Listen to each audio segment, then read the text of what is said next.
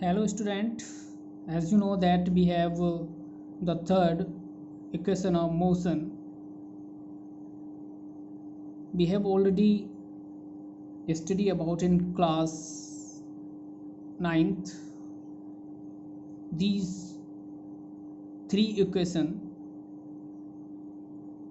with the help of graphical method. What here we will read about this equation on the base of integration or differentiation method or called calculus method. तो equation for uniformly acceleration linear motion calculus method से। तो first हमारा जो relation है वो है बेटा velocity time relation. कौन सा है? Velocity time relation. The instantaneous acceleration the instantaneous acceleration of moving object is, acceleration का फॉर्मूला क्या होता है? a equal D V upon D T. Instantaneous acceleration है, इसे हम ऐसे ही डिनोट करते हैं a equal D V upon D T. तो we can write as D V cross multiplication कर देंगे D B equal A D T. Now do integration of above equation with limit. ठीक है, सपोज दैट हमारे पास D B क्या है? Velocity में change है। ठीक है, और डी टी क्या है? हमारे पास टाइम में चेंज है। सपोज दैट हमारे पास जब ऑब्जेक्ट क्या होगा? रेस्ट में होगा, तो उस कंडीशन में जो टाइम होगा t1 वो 0 होगा और उसकी वेलोसिटी को हमने कह दिया b नॉट। आप u भी कह सकते हैं। u is the initial velocity of the particle. What here I take b naught of the initial velocity of object and t2 equal t and p2 equal b. b is the final velocity of the object and at the final velocity the time will be t. So the limit will be b naught to v and 0 to t. तो यहाँ हमारे पास जो particle या object की limit है वो कहाँ से होगी? Initial velocity to final velocity. Initial क्या है? b नॉट और फाइनल है b। D B equal 0 to t a D T. Time शुरू में क्या था बेटा? 0 और t।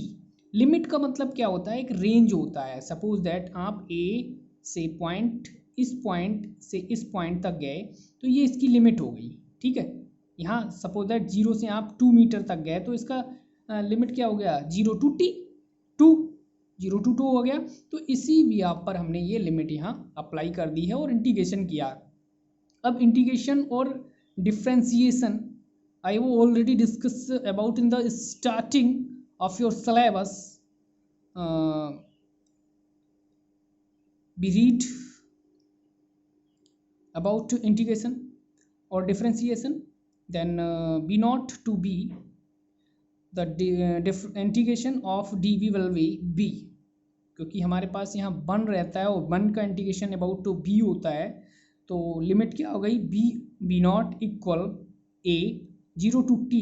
और a क्या है? हमारे पास कांस्टेंट है बेटा। इंटीग्रेशन उसी का होता है जो dt के रेस्पेक्ट में कर रहे हैं, तो ये dt। तो a t और dt का इंटीग्रेशन क्या होगा? t 0 टू t लिमिट लगा दिया। अब इसे हम ओपन करेंगे लिमिट को। तो लिमिट को ओपन करने के लिए सबसे पहले अपर लिमिट b के प्लेस पर रखेंगे b, तो b ही रहेगा। माइनस आता है फिर b not lower limit equal, सबसे पहले t रखेंगे और t माइनस 0 इक्वल t ही रहेगा और a मल्टीप्लिकेशन में है तो a t आ जाएगा। तो b equal b not plus a t। ठीक है, और b नॉट हमारे पास इनिशियल वेलोसिटी है, b टेक हियर u, तो b equal u plus a t। तो यही हमारा क्या है? इक्वेशन ऑफ मोशन का फर्स्ट इक्वेशन है और ये प्रूव होता है वाई द कैलकुलस मेथड से। ठीक है, नेक्स्ट लेते हैं पोजीशन टाइम रिलेशन। ठीक है, तो we have the relation of equation first b equal u plus a t। ठीक है, तो b क्या है? वेलोसिटी। तो वेलोसिटी का हम इंस्टेंटेनियस वेलोसिटी का फॉर्मूला क्या होता है? dx upon dt। Put here in place of b dx upon dt, u की जगह u plus a t।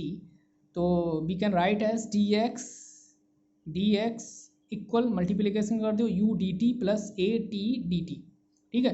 Now doing the integration with limit, अब क्या करेंगे, इंटीग्रेशन करेंगे विद लिमिट। और लिमिट क्या लेंगे, सपोज दैट जो dx क्या है, डिस्प्लेसमेंट है, x हमारे पास डिस्प्लेसमेंट या चेंज इन डिस्प्लेसमेंट है dx। तो शुरू में जो हमारा डिस्प्लेसमेंट क्या था, initial displacement, suppose that x not है, x नॉट से पार्टिकल पहुंचा या ऑब्जेक्ट पहुंचा x तक, इंटीग्रेशन टाइम 0 to t और टाइम 0 to t, ठीक है। मेन है इंटीग्रेशन करना, ठीक है, और लिमिट को लगाना वेरी सिंपल है। तो dx x नॉट, लिमिट कहाँ से हो गई, इनिशियल जो डिस्प्लेसमेंट था x नॉट और फाइनल हो गया x, तो लिमिट हो गई x नॉट टू x तक dx इक्वल u।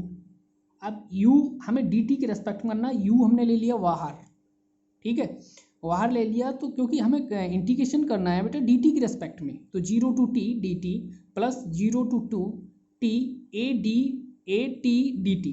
अब a हमारे पास क्या है, a कांस्टेंट हो जाएगा क्योंकि हमें t और dt, t का हमें इंटीग्रेशन करना है रेस्पेक्ट टू t के, तो यहाँ लगा देंगे dx का इंटीग्रेशन हो जाएगा x, लिमिट लगा देंगे x naught to x equal u t, फिर लिमिट लगा देंगे 0 to t और a बाहर ले लिया, t का इंटीग्रेशन करेंगे तो t स्क्वायर अपॉन t, क्योंकि इंटीग्रेशन का फार्मूला होता है x n dx, इंटीग्रेशन क्या होता है x की पावर n प्लस 1 और अपान में n प्लस 1, ये अप्लाई किया है यहाँ, तो t स्क्वायर, ठीक है, और ये लिमिट कहाँ है 0 माइनस 0, तो x minus x naught equal u t plus a by 2 T square, limit लगा दिया है। तो लिमिट लगाएंगे तो सबसे पहले अपर लिमिट, उसके बाद लोअर लिमिट, अपर लिमिट लगाया है तो x और लोअर लिमिट लगाया तो माइनस एक्स नॉट, ठीक है, इस तरह से ये आ गया। लेकिन x माइनस एक्स नॉट है क्या, ये है हमारे पास डिस्प्लेसमेंट ऑफ ऑब्जेक्ट, ठीक है, क्योंकि शुरू में उसका डिस्प्लेसमेंट क्या था, x नॉट 0 था और कहाँ तक गया x तक, तो ये डिस्प्लेसमेंट हो गया। तो इसे हम लिख सकते हैं s से डिनोट करते हैं डिस्प्लेसमेंट को। In place of x minus x naught we put here x यानी s, तो इसकी जगह हम s रख देंगे, s equal u t plus half a t square. This is equation number second, proof हो गई। नेक्स्ट है हमारे पास थर्ड है velocity displacement relation. Velocity displacement relation, तो वेलोसिटी डिस्प्लेसमेंट रिलेशन को इस्टेब्लिश करने के लिए we have the formula of instantaneous acceleration will be a equal d v upon D t होता है, या a equal d v upon D t होगा। तो a D v upon D T, तो मल्टीप्लाई और डिवाइडेशन कर सकते हैं इस इक्वेशन को d x upon d x से, मतलब dx से मल्टीप्लाई कर दें और dx से डिवाइड कर दें, तो उस इक्वेशन पे कोई भी इफेक्ट नहीं पड़ेगा, क्योंकि dx से dx कट जाएगा, वैल्यू 1 ही होती है, ठीक है। ये टेक्निक है लिखने की, क्यों, क्योंकि हमें प्रूफ करना है v square equal u square plus 2as, this the equation of motion third, ठीक है। तो db अपॉन dx कर लिया हमने, इसे लिख लिया db अपॉन dx और dx अपॉन dt, इस तरह से। क्यों, क्योंकि dx अपॉन dt किसका फार्मूला होता है बेटा, dx अपॉन dt वेलोसिटी का फार्मूला होता है instantaneous velocity dx upon dt। तो in place dx upon dt put here b, तो ये है b रख दिया और db अपॉन dx ऐसे ही लिख लिया। तो इस dx को इस बार इधर रख दिया, a dx equal b db, equation first हो गई, ठीक है। अब हम यहाँ लिमिट को अप्लाई करेंगे विद इंटीग्रेशन के साथ, तो इंटीग्रेशन अब इक्वेशन विद लिमिट, लिमिट क्या हो जाएगी, ये dx क्या है, डिस्प्लेसमेंट ऑफ ऑब्जेक्ट है, उसके ऑब्जेक्ट की चेंज है। तो सबसे पहले ऑब्जेक्ट की इनिशियल पोजीशन क्या होती है, एक्स नॉट यानी 0, या एक्स नॉट कह दिया हमने, तो एक्स नॉट, उसके बाद उसमें डिस्प्लेसमेंट हुआ x, तो लिमिट क्या हो गई एक्स नॉट टू x, और यहाँ वेलोसिटी क्या हो गई u टू b, u है हमारे पास इनिशियल वेलोसिटी, b है फाइनल वेलोसिटी। तो यही लिमिट हम अप्लाई कर देंगे अब इक्वेशन में, तो limit x naught to x a dx equal u v v dot d v, ठीक है। तो यहाँ से देखेंगे अब क्या है, अप्लाई कर दिया है लिमिट को हमने, A X X naught to X V square upon 2 U V, ठीक है, A X minus x naught equal half B square minus you square, क्योंकि सबसे पहले हमने 1/2 बाहर ले लिया और बी स्क्वायर बचा, अपर लिमिट लगाई बी स्क्वायर, फिर माइनस लोअर लिमिट लगाई यू स्क्वायर, यहाँ ऐसे ही अपर लिमिट फिर बाद में लोअर लिमिट। तो x माइनस एक्स नॉट क्या होता है, डिस्प्लेसमेंट ऑफ ऑब्जेक्ट, इसे हम कह देंगे s, और s कहने के बाद a dot s equal half B square minus you square, तो 2as equal v square minus you square, और हम कह सकते हैं b minus you square equal 2as और b square equal u square plus 2as, this is the equation of third. ठीक है, तो ये जो तीनों इक्वेशन है हमने प्रूफ कर दी हैं कैलकुलस मेथड से, इंटीग्रेशन और डिफरेंशिएशन मेथड से। ओके।